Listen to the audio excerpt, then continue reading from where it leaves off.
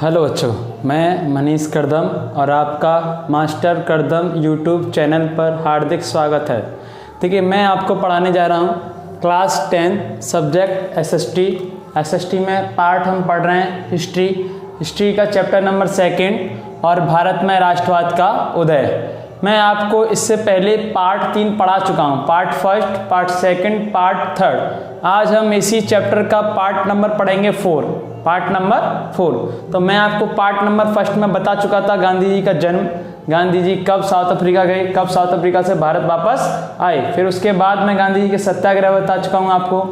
उसके बाद में गांधी जी को आपको रॉलेट एक्ट बता चुका हूँ। और उसके बाद की कहानी हम पढ़ेंगे पार्ट नंबर 4 में। तो देखिए बच्चों, एकदम मज़ेदार होने वाला ये हमारा लेसन, ये चैप्टर, ये पार्ट।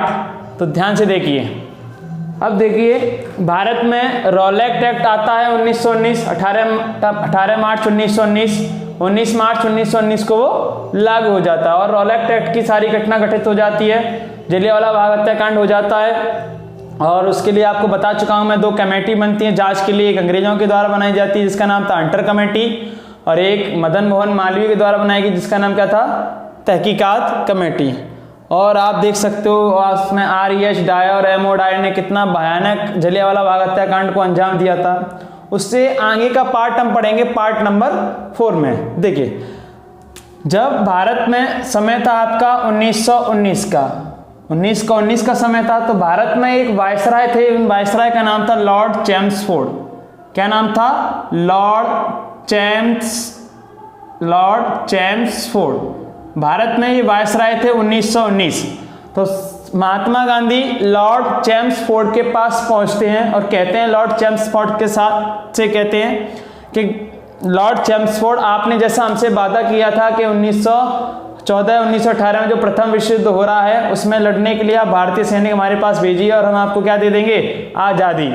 लेकिन लॉर्ड चैम्सफोर्ड कहता है गांधी जी से, हु आर यू, तुम कौन हो? गांधी जी एकदम सन्ना जाते हैं, बोलते हैं ये व्यक्ति क्या कह रहा है, ये व्यक्ति मुझको नहीं जानता, और गांधी जी को वहां से भगा दिया जाता है। तो गांधी जी भी लॉर्ड चैम्सफोर्ड से कहकर आ जाते हैं कि अब हम अंग्रेजों का साथ नहीं देंगे, अब हम अंग्रेजों का सहयोग नहीं करेंगे और हम चालू कर देंगे असहयोग आंदोलन। क्या चालू करेंगे?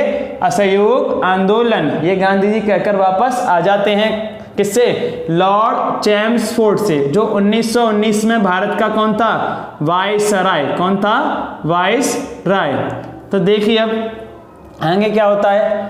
असहयोग आंदोलन आपका 1 अगस्त 1920 को बाल गंगाधर तिलक की मृत्यु के बाद स्टार्ट कर दिया जाता है असहयोग आंदोलन।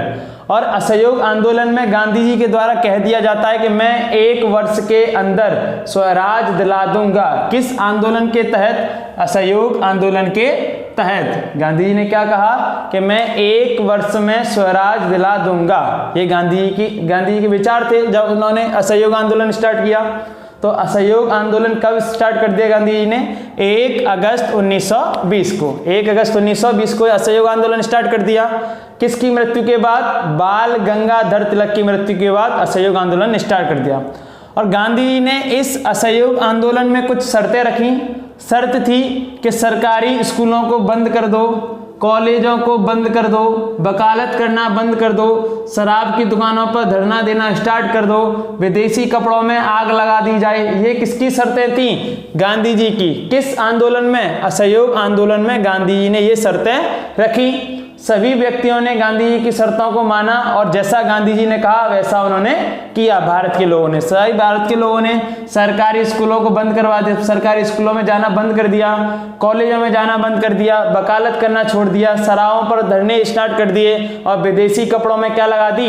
आग। क्या लगा दी? आग। ये शर्तें थी गांधी जी की। किस आंदोलन में? असहयोग आंदोलन में, जिसको बोला जाता है नॉन कॉपरेशन मूवमेंट। क्या बोला जाता है? Non cooperation movement. असहयोग आंदोलन को इस नाम से हम जानते हैं। असहयोग आंदोलन में आपको पता है किसी न किसी आंदोलन के लिए कुछ प्रतीक चिन्ह होता है। तो असहयोग आंदोलन में प्रतीक चिन्ह बनाया गया था चरखा प्लस खादी। क्या बनाया गया था? चरखा प्लस खादी। असहयोग आंदोलन को चलाने के लिए, क्योंकि असहयोग आंदोलन बाल गंगाधर तिलक की मृत्यु के बाद स्टार्ट हुआ था 1 अगस्त 1920 को, तो इसमें एक तिलक स्वराज फंड की स्थापना की थी। किस फंड की स्थापना की गई थी? तिलक स्वराज फंड की। और इस फंड में 1 करोड़ रुपए को जमा किया गया और उन 1 करोड़ रुपयों को पूरे भारत देश में 20 लाख चरखे बांटे गए। उन 1 करोड़ रुपए से कितने चरखे बांट दिए गए? 1 करोड़ रुपए से कितने चरखे बांट दिए गए? 20 लाख चरखे पूरे भारत में बांट दिए गए। तिलक स्वराज के द्वारा 1 करोड़ रुपए जमा किए गए और पूरे भारत में 20 लाख चरखे बांट दिए गए। और इस असहयोग आंदोलन का प्रतीक चिन्ह क्या रखा था? चरखा प्लस खादी। असहयोग आंदोलन में गांधी जी की एक शर्त और थी कि जब तक ये आंदोलन अहिंसक रहेगा, जब तक ये आंदोलन अहिंसक रहेगा तब तक हम इस आंदोलन को चलाएंगे। अगर इस आंदोलन में किसी ने हिंसा पैदा कर दी, क्या पैदा कर दी? हिंसा, मैं तभी उसी वक्त इस असहयोग आंदोलन को कर दूंगा बंद। क्या कर दूंगा? बंद। ये गांधी जी की एक और शर्त थी। तो समझ में आया आपको इतना असहयोग आंदोलन? तो आपसे क्वेश्चन पूछा जाता है असहयोग आंदोलन को विस्तार से समझाइए। जो मैंने लिखा है और मेरे द्वारा जो आप सुन रहे हो वो सब आपको क्वेश्चन में लिख के आओगे तो नो टेंशन, आपको पूरे में से पूरे मार्क्स मिलेंगे। जो चेक करेगा कॉपी वो भी कहेगा पता नहीं किस महान टीचर से पढ़ा है। ठीक है, देखिए असहयोग आंदोलन कब स्टार्ट किया गया? 1 अगस्त 1920। गांधी जी ने क्या कहा था असहयोग आंदोलन में? कि मैं असहयोग आंदोलन के तहत पूरे भारत को स्वराज दिला दूंगा। और गांधी जी की क्या शर्तें थी? पहली शर्त, सरकारी कॉलेज स्कूल बंद कर दो, कॉलेजों को बंद कर दो, वकालत बंद कर दो, शराब की दुकानों पर धरना देना स्टार्ट कर दो और विदेशी कपड़ों में आग लगा दो। प्रतीक चिन्ह का रखा गया चरखा प्लस खादी। तिलक स्वराज फंड की स्थापना की गई असहयोग आंदोलन के तहत, जिसमें 1 करोड़ रुपए जमा किए गए और 20 लाख चरखे बांटे गए। गांधी जी की एक और शर्त थी कि जब तक ये असहयोग आंदोलन अहिंसक कैसा रहेगा? अहिंसक रहेगा तब तक हम इस आंदोलन को आराम से चलाएंगे और अपनी क्या ले लेंगे? स्वराज, अपनी आज़ादी ले लेंगे। लेकिन अगर इस आंदोलन में किसी भी व्यक्ति ने हिंसा पैदा की, मैं तुरंत इस आंदोलन को क्या कर दूंगा? बंद। ये गांधी जी की एक और शर्त थी। सभी व्यक्ति, भारत के नागरिक राजी हो गए गांधी के साथ, हाँ ऐसा ही करेंगे। लेकिन होता क्या है? 5 फरवरी 1922 उत्तर प्रदेश के गोरखपुर स्थान पर, उत्तर प्रदेश के गोरखपुर जिले में चौरी चौरा स्थान पर एक हत्याकांड हो जाता है जिसका नाम रखा गया चौरी चौरा हत्याकांड। देखिए इसमें क्या होता है, उत्तर प्रदेश के गोरखपुर में क्षेत्र चौरी चौरा स्थान पर 2000 लोग एक शराब की दुकान पर दे रहे थे धरना। 2000 लोग एक शराब की दुकान पर दे रहे थे धरना। लेकिन कुछ अंग्रेज पुलिस अधिकारी आते हैं और इन 2000 लोगों में से 3 लोगों को वो गोली मारकर चले जाते हैं अंग्रेज पुलिस अधिकारी। बचते किसते हैं? बचते हैं आपके 1997। क्या बचते हैं? 1997। और 1997 लोग ये सारी देख, इन तीनों लोगों की मौतों को देखकर गुस्सा जाते हैं, एकदम गुस्सा हो जाते हैं और ये 1997 में घुस जाते हैं पुलिस चौकी में, जो कहाँ थी? चौरी चौरा स्थान पर। कहाँ थी? चौरी चौरा स्थान पर। और जहाँ उस पुलिस चौकी में 21 सिपाही और एक थानेदार अपनी ड्यूटी कर रहे थे और इन 21 सिपाही और एक थानेदार को चौरी चौरा स्थान पर वहां के लोगों के द्वारा जिंदा जला दिया जाता है। इसी घटना को हम क्या कहते हैं? चौरी चौरा हत्याकांड। अब ये देखिए असहयोग आंदोलन चल रहा था भारत में और भारत असहयोग आंदोलन के तहत मतलब इसी बीच में ये घटना हो जाती है, जो कैसी घटना थी? एक हिंसक घटना थी। कैसी घटना थी? हिंसक घटना थी। जब कब हुई आपकी? 5 फरवरी 1922 को। 5 फरवरी 1922 को। लेकिन गांधी जी को पता पड़ती है 12 फरवरी 1922 को। इस सारी घटना के बारे में गांधी जी को पता पड़ता है 12 फरवरी 1922 को। गांधी जी एकदम गुस्सा जाते हैं। गांधी जी कहते हैं मैंने कहा था, मेरी पहली शर्त क्या थी इस आंदोलन में कि अगर इस आंदोलन में हिंसा होती है तो मैं इस आंदोलन को तुरंत बंद कर दूंगा। तो गांधी जी ने 5 फरवरी 1922 को चौरी चौरा हत्याकांड हो गया। गांधी जी ने तुरंत कहने का मतलब 7 दिन के बाद 12 फरवरी 1922 को असहयोग आंदोलन को कर दिया गया बंद। क्या कर दिया गया? बंद। तो आया समझ में असहयोग आंदोलन की पूरी कहानी। देखिए दोबारा से देखिए, असहयोग आंदोलन 1 अगस्त 1920 बाल गंगाधर तिलक की मृत्यु के बाद स्टार्ट कर दिया गया। गांधी जी ने कहा था इस आंदोलन में कि मैं इस आंदोलन में भारत देशवासियों को 1 वर्ष में क्या दिला दूंगा, स्वराज दिला दूंगा, लेकिन मेरी कुछ शर्तें हैं। गांधी जी की कुछ शर्तें थी कि सरकारी स्कूलों में कोई भी नहीं जाएगा, कॉलेजों में कोई नहीं जाएगा, वकालत कोई नहीं करेगा, शराब की दुकानों पर धरना देना होगा और विदेशी कपड़ों में क्या लगा देनी होगी आपको, आग। एक और शर्त क्या थी कि ये जो हम आंदोलन कर रहे हैं असहयोग आंदोलन कैसा होना चाहिए, अहिंसा पूर्वक। कैसा होना चाहिए, अहिंसा पूर्वक, शांति से हम इस आंदोलन को करेंगे। इस आंदोलन का प्रतीक चिन्ह क्या बनाया गया था, चरखा प्लस खादी। असहयोग आंदोलन का अर्थ क्या है कि अब हम अंग्रेजों का सहयोग नहीं करेंगे। प्रतीक चिन्ह क्या रखा था असहयोग आंदोलन का, चरखा प्लस खादी, जिसमें तिलक स्वराज फंड बनाया गया था, जिसमें 1 करोड़ रुपए और 20 लाख चरखें भारत में 1 करोड़ रुपयों के साथ जमा किए गए इस तिलक स्वराज फंड में, और 20 लाख चरखे पूरे भारत में बांट दी गई।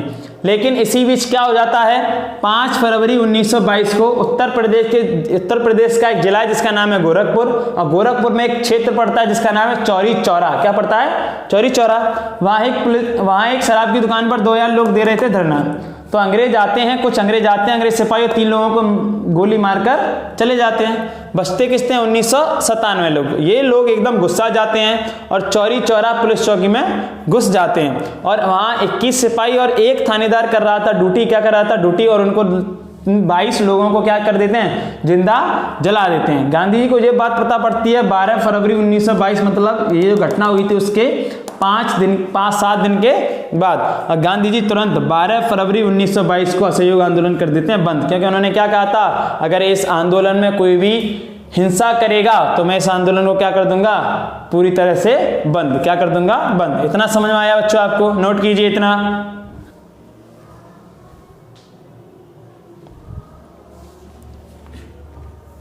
देखिए आगे अब क्या होता है, इस आंदोलन को कर दिया जाता है बंद। अब एक जज था, अंग्रेज जज, जिसका नाम था ब्रूमफील्ड। क्या नाम था, ब्रूमफील्ड। ब्रूमफील्ड ने गांधी जी को हिंसा फैलाने के आरोप में 6 वर्ष की सुना दी सजा। कितने वर्ष की सजा सुना दी, 6 वर्ष की। तो देखिए आगे,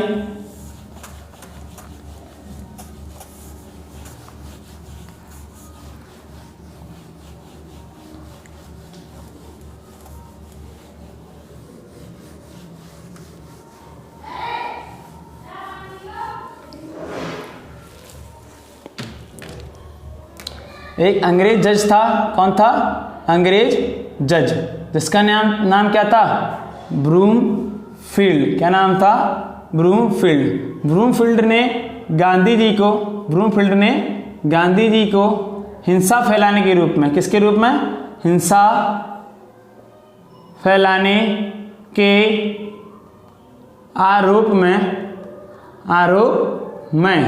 6 वर्ष की क्या सुना दी, सजा। क्या सुना दी, 6 वर्ष की सुना। लेकिन गांधी जी की जेल में हो जाती है तबीयत खराब। गांधी जी की जेल में क्या हो जाती है, तबीयत खराब। तो गांधी जी को सिर्फ कितने वर्ष की सजा होती है, 2 वर्ष की। कितने वर्ष की सजा होती है, 2 वर्ष की। और गांधी जी 1924 में जेल से हो जाते हैं रिहा। जेल से क्या हो जाते हैं, रिहा। जेल से रिहा। तो गांधी जी को जो सजा सुनाई गई थी 6 वर्ष की, वो क्यों सुनाई गई थी, जो चौरी चौरा हत्याकांड हुआ था। इतना समझ में आया आपको, ठीक है। अब इससे आगे पढ़ेंगे हम HRA। क्या पढ़ेंगे, HRA, Hindustan Republican association. Hindustan Republican association. तो देखिए आगे हम क्या पढ़ाएंगे आपको, HRA। क्या पढ़ाएंगे, HRA। इसका नाम क्या था, हिंदुस्तान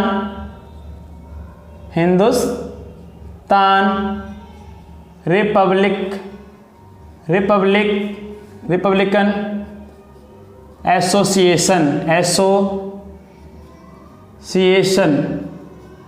हिंदुस्तान रिपब्लिकन एसोसिएशन। देखिए इसकी स्थापना की गई थी 1924 में। स्थापना कब की गई थी इसकी, 1924 में। और स्थापना इसकी की गई थी कानपुर में। कहाँ की गई थी बेटा, कानपुर में। ये एक संगठन बनाया गया था कुछ युवा क्रांतिकारियों के द्वारा, जिसका नाम क्या रखा गया था, HRA, हिंदुस्तान रिपब्लिकन एसोसिएशन, जिसकी स्थापना कब की गई थी, 1924 में। और कहाँ की गई थी, कानपुर में। कहाँ की गई थी, कानपुर में। देखिए इसमें क्या था, इसमें कौन कौन शामिल थे आपके इसकी स्थापना में। एक थे आपके चंद्रशेखर आजाद, चंद्रशेखर आजाद, कौन थे, चंद्रशेखर आजाद। एक थे आपके राम प्रसाद बिस्मिल, राम प्रसाद बिस्मिल बिस्मिल। एक थे आपके रोशन सिंह, कौन थे, रोशन सिंह। एक थे आपके राजेंद्र लाहिड़ी, कौन थे, राजेंद्र लाहिड़ी, राजेंद्र लाहिड़ी। इन 4 लोगों के द्वारा क्या कर ली जाती है, HRA, हिंदुस्तान रिपब्लिकन एसोसिएशन की स्थापना 1924 में स्थापना इसकी कर ली जाती है। और कहाँ कर ली जाती है, कानपुर में। ये एक संगठन बनाया गया था इन युवा क्रांतिकारियों के द्वारा। कौन थे ये, युवा क्रांतिकारी थे ये, तो इनके द्वारा एक संगठन बनाया गया था। अब आप बताइए किसी भी संगठन को चलाने के लिए किसकी जरूरत पड़ती है, धन की जरूरत पड़ती है। तो इन लोगों ने सोचा, अंग्रेजों ने हमको लूटा, अब हम किसको लूटेंगे, अंग्रेजों को। हम किसको लूटेंगे, अंग्रेजों को। तो HRA की स्थापना इन लोगों के द्वारा कर ली जाती है। अब ये लोग क्या करते हैं, अंग्रेजों को लूटने का बनाते हैं प्लान। क्या बनाते हैं, लूटने का प्लान। तो लखनऊ, कहाँ, लखनऊ में एक स्थान है जिसका नाम है काकोरी। क्या नाम है, काकोरी। काकोरी स्थान से एक ट्रेन निकलती है, इसका नाम है 8 डाउन्स ट्रेन, 8 डाउन्स ट्रेन। तो लखनऊ में एक स्थान है, इसका नाम है काकोरी। काकोरी से एक ट्रेन निकलती है, उस ट्रेन का नाम क्या था, 8 डाउन्स ट्रेन। तो इस काकोरी जो ट्रेन निकल रही थी, इस ट्रेन को लूटने का प्लान बनाया इन लोगों ने कि हम इस ट्रेन को लूटेंगे और क्या आएगा, धन आएगा, और हम क्या चलाएंगे, अपने इस संगठन को चलाएंगे। तो इस जो ट्रेन लूटी, वो इसको जो ट्रेन जो लूटी गई, इसका नाम रखा गया काकोरी ट्रेन डकैती। क्या रखा गया, काकोरी ट्रेन डकैती। और ये काकोरी ट्रेन डकैती हुई थी आपकी 9 अगस्त 1925 को। काकोरी ट्रेन डकैती कब हुई थी, 9 अगस्त 1925 को। तो HRA की स्थापना इन 4 लोगों के द्वारा की गई। कब की गई, 1924 में। कहाँ की गई, कानपुर में। लेकिन इस संगठन को चलाने के लिए किसकी जरूरत थी, धन की। तो अंग्रेजों ने हमको लूटा, हम किसको लूटेंगे, अंग्रेजों को। तो लखनऊ में एक स्थान है काकोरी स्थान से एक ट्रेन निकल रही थी जिसका नाम था 8 डाउन्स ट्रेन। तो इस काकोरी ट्रेन निकल रही थी, तो इस जो ट्रेन डकैती हुई, तो इसका नाम रखा गया काकोरी ट्रेन डकैती। काकोरी ट्रेन डकैती की मतलब लूट ली गई कब, 9 अगस्त 1925। तो आपसे पूछा जाएगा काकोरी ट्रेन डकैती कब हुई, 9 अगस्त 1925। लेकिन क्या हुआ था कि देखिए, आप देखिए राम प्रसाद बिस्मिल एक सॉल ओढ़कर रहते थे। क्या रहते थे, सॉल ओढ़कर।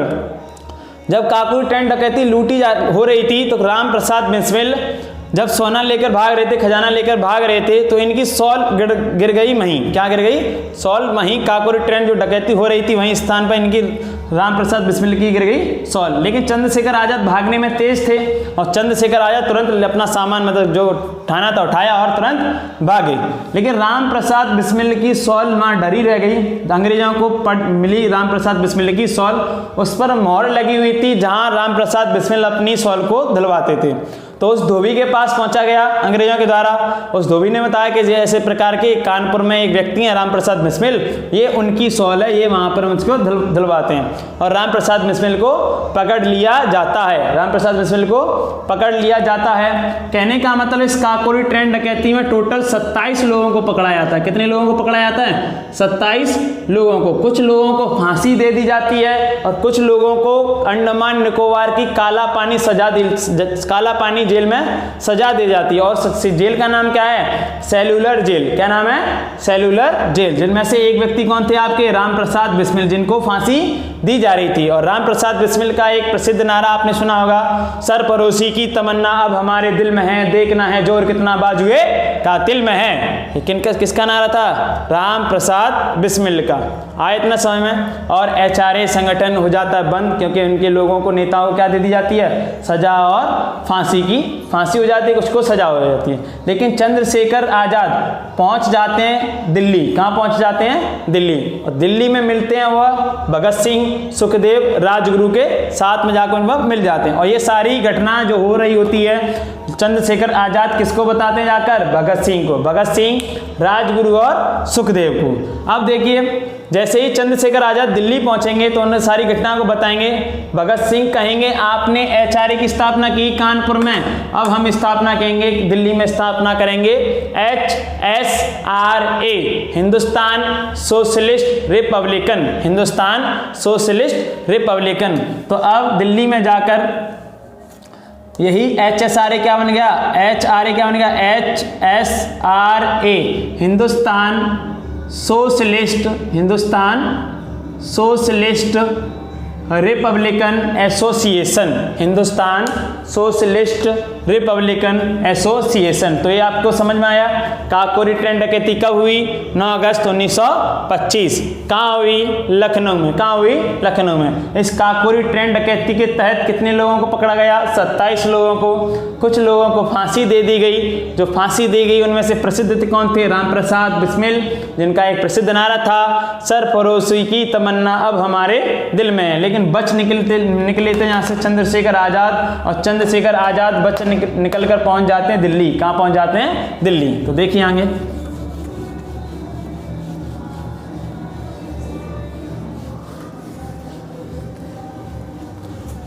जैसे ही चंद्रशेखर आज़ाद दिल्ली पहुंचते हैं तो दिल्ली में उनकी मुलाकात होती है चंद्रशेखर आज़ाद की।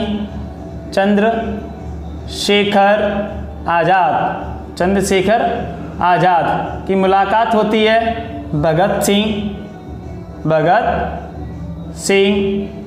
राजगुरु और सुखदेव। ये कब की बात है? अब 1928। कहाँ की बात है ये? दिल्ली। कहाँ की बात है? दिल्ली। ठीक है। तो चंद्रशेखर आज़ाद दिल्ली पहुंच जाते हैं, भगत सिंह, राजगुरु, सुखदेव से मिलते हैं, बताते हैं सारी घटना को कि HRA की हमने स्थापना की, लेकिन उसके तहत ये और ये हो गया। तो भगत सिंह, राजगुरु, सुखदेव कहते हैं कि आपने HRA की स्थापना की और हम स्थापना करेंगे अब HSRA की। तो HSRA की स्थापना कब हुई? 1928 में। कहाँ हुई? दिल्ली में। HSRA की full form Hindustan socialist Republican association. HSRA की स्थापना किसके द्वारा हुई? चंद्रशेखर आज़ाद, भगत सिंह, राजगुरु और सुखदेव के द्वारा। आया इतना समझ आपको बच्चों? ठीक है। और आगे देखते हैं हम। देखिए आगे देखें वीडियो में। देखिए इससे आगे हम देखेंगे पार्ट नंबर 5 में। इससे आगे देखेंगे हम पार्ट नंबर 5 में। भाग नंबर 5 बनाएंगे हम आपको भारत में राष्ट्रवाद का उदय। उसके बाद हम इस चैप्टर को कर देंगे फिनिश। आया बच्चों समझ में इतना आपको? तो पढ़ते रहिए, रिवीजन करते रहिए। तो हम कल पढ़ेंगे पार्ट नंबर 5। तो इतना मैंने आपको जितना पढ़ा है इसका रिवीजन कीजिए, नो टेंशन होके पढ़ते रहिए। थैंक यू बच्चों।